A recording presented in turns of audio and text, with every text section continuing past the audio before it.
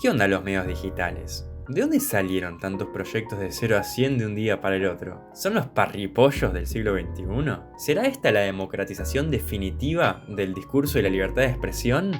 Spoiler, no. Pero vamos de a poco. ¿Esto es algo nuevo? Obviamente que no. La historia es como una fuente de agua, así que vayamos un poco a 2017. Nadie sabe qué es el coronavirus, Sampaoli todavía no había asumido la selección y en Vorterix se estrenaba un programa nuevo. Últimos cartuchos le pusieron. ¿Y cuál es el diferencial de este proyecto? Preguntarán ustedes. ¿Quién no conocía Últimos Cartuchos, no? Era como una radio, pero con una cámara. Qué innovador y revolucionario, ¿no? Pero tampoco. Futurock y hasta Urbana Play lo habían implementado ya de vez en cuando. ¿Quiere decir esto que la era de la hipermediatización es un chamullo y solo nos gusta quejarnos de todo? No exactamente. Hoy en día estos medios se fabrican pensando en ser principalmente audiovisuales. No es que ponen una cámara de costado y hacen radio, es un contenido un poquito más complejo. Una televisión de bajo presupuesto, escuché por ahí. Y tienen razón, las productoras se dieron cuenta de que poniendo unos pesos más, siempre bien desde abajo, se podían hacer su propia televisión sin necesidad de los intermediarios de los medios tradicionales. Qué bueno, qué autogestivo, qué salida del paradigma, qué original, qué novedoso. Bueno, de nuevo no.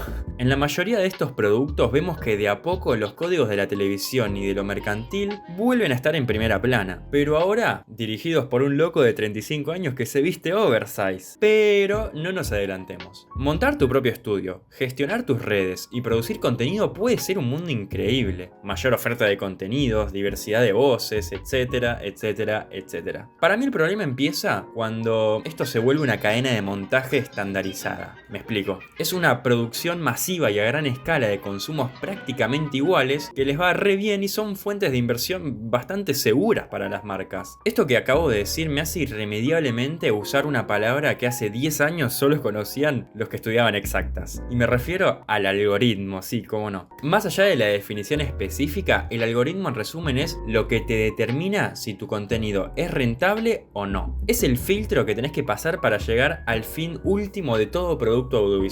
La masividad. ¿Quién no quiere que a su proyecto le vaya bien? Levante una buena guita y un buen público. Si eso no es la felicidad, entonces, ¿qué es?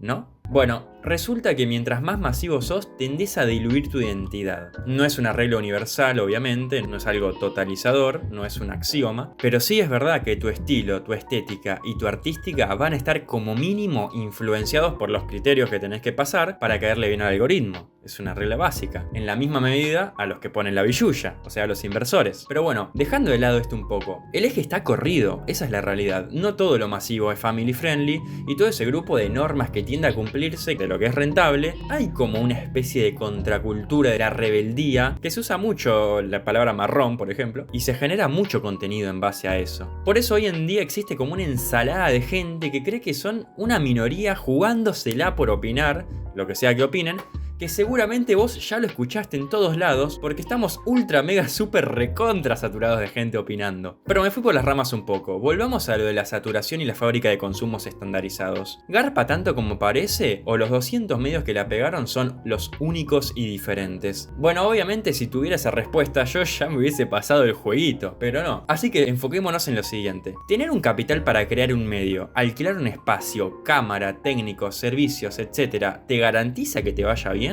Mi opinión personal es que aunque le pongas publicidad hasta en la sopa, no llegás a ningún lado si tu contenido no interpela a un público de alguna u otra forma. Aunque sea un poco. Por ejemplo, 4 salames hablando de a quién se cogieron o 3 gordos charlando como en el living de su casa, sin dudas es un contenido súper redituable. Si lo hacen ciertas personas, claro. Y les sirve mucho porque, entre comillas, es un contenido súper barato y fácil de producir. Solo dales un micrófono y que cada uno cuente cómo le parece una locura que después de la primera cita no le hizo lap bombing, o gosteo, o gaslighteo, o hijo de pensalo, no hay que contratar especialistas, camarógrafos ni producir enlatados, ni nada que sea por fuera de la producción de 5 o 10 giles que están ponchando en el estudio. Pero hay varias formas de hacer esto. ¿Es lo mismo gelatina que Nati J? Si nos ponemos puntillosos, todo lo que ves siempre hay gente hablando. Desde una reunión en Navidad hasta una serie de gente que vende droga. El diferencial está en qué se dice, cómo se dice y qué tenés para aportar. En los papeles debería ser así, pero ¿quién se pone a buscar entre todos los programas en vivo?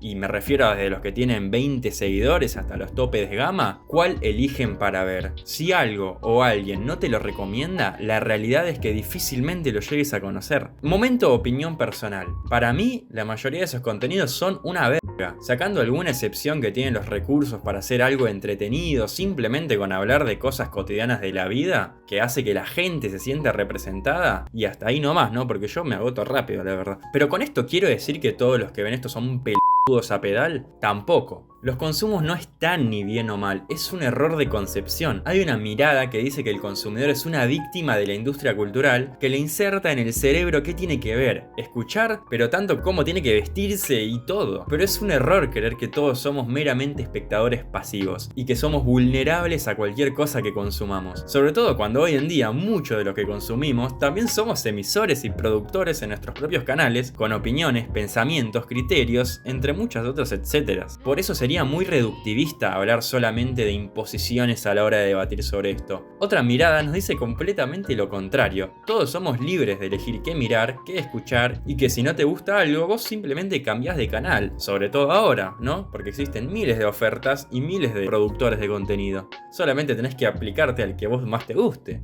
¿verdad? Mi respuesta final no es tan atractiva ni empoderante. Para mí es un poco de las dos. Una realidad imposible de ignorar es que los medios, que la están levantando en pala y le pasan por arriba a todos, son gente que ya eran famosa de antes, o mínimo ya estaban en los medios hace rato. No vamos a negar de que hay un mérito en las cosas que hacen bien y la manera en que lo hacen para lograrlo, pero es como alabar a un escalador por haber sido el único en llegar al punto más alto de la montaña, sin mencionar en que arrancó a escalar en el último tercio. Ser famoso no te garantiza el éxito en todos los proyectos que hagas, pero negar que influyen es cegarse. También tengo un problema con los que te venden que los que lideran el marketing son unos genios de la vida, que te pueden opinar de cultura, de sociedad, de política y de lo que se te cante el ojete solo porque hicieron plata haciendo cosas. Lo que obviamente me lleva a preguntarles, ¿que a algo le vaya bien, lo hace intrínsecamente un producto de calidad? Si sos el maestro del algoritmo, podés viralizar un montón de contenidos y pegarla fuertísimo. Pero para mí, si ese contenido es una mierda, va a ser una mierda igual. No me cambia eso. No me produce admiración hacer lo que te pide el algoritmo para mantenerte en la cresta. Más bien parece que pedís a gritos atención. Hay miles de creadores que viven de lo que hacen sin masificarse ni subirse a cada challenge pedorro de TikTok. Mezclaba todo, ¿no? Pienso en toda la gente talentosa e inteligente que hace cosas excepcionales, técnicamente capacitados y experimentados, ya sea en música, videos, pintura, dibujo, lo que se te ocurra. Y después lo comparás con cualquier cosa comercial y no tiene ni para empezar a competirle. Lo que me lleva a mi próximo bloque. De repente era un programa. El elitismo en la creación de contenidos. Me sería súper cómodo arrancar con el discurso de que si un contenido requiere trabajo, esfuerzo, técnica, investigación, formación, etc., lo hace mejor que, por ejemplo, a Davo opinando de cómo salió Boca. Pero estaría siendo un elitista de la cultura, por no decir un snob chupapija.